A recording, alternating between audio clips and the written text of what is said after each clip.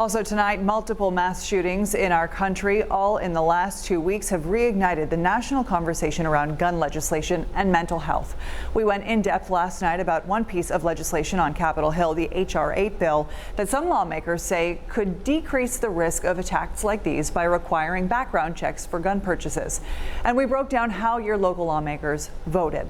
While we spoke with Congressman Brian Higgins yesterday on 7 News at 5:30, we were not able to hear from Republican Representatives Chris Jacobs and Claudia Tenney. Tenney is running for re-election in the newly redesigned 24th District, which now includes neighbors in Niagara, Orleans, Wyoming, and Genesee counties.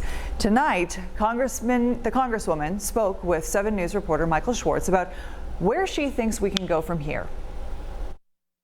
Well, first of all, I don't think I could just say that there's a problem with guns. There's a problem with people who get access to guns. On Thursday, Congresswoman Claudia Tenney told me New York already has strict gun laws in the state under the SAFE Act. She says multiple factors contribute to these mass shootings. School shooters have been around before and now after the SAFE Act and after these gun laws. And it's a horrible tragedy, but I don't think it's so simple to say we have a gun problem. And that's what they want you to say. Tenney says mental health is one factor. Look at mental illness. We need to look at accountability. We need to look at the breakdown of morality in our society, the lack of accountability, the defund and demoralizing the police movement. And the other countries have mental illness and video game issues as well. The other countries do not defund and demoralize their police like we do. Countries hold people accountable.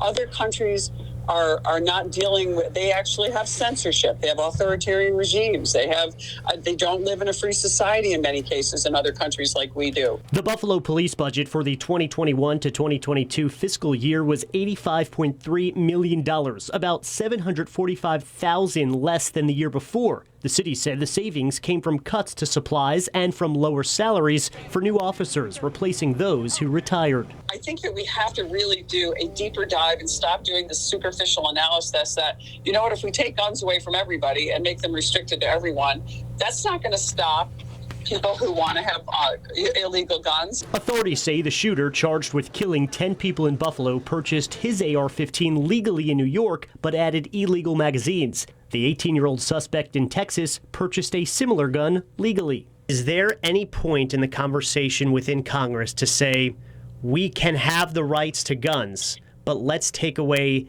these style weapons? I don't think that's going to happen in Congress. I don't think it would pass in the House or the Senate, even without, I don't think it would have 100% Democrat support, because AR-style rifles are things that our military trains with and people feel comfortable with and can use them safely. We did reach out to Congressman Jacobs. He told us that he is busy, and we did not hear from him yesterday or today. For now, live in the newsroom, Michael Schwartz, 7 News. Ashley?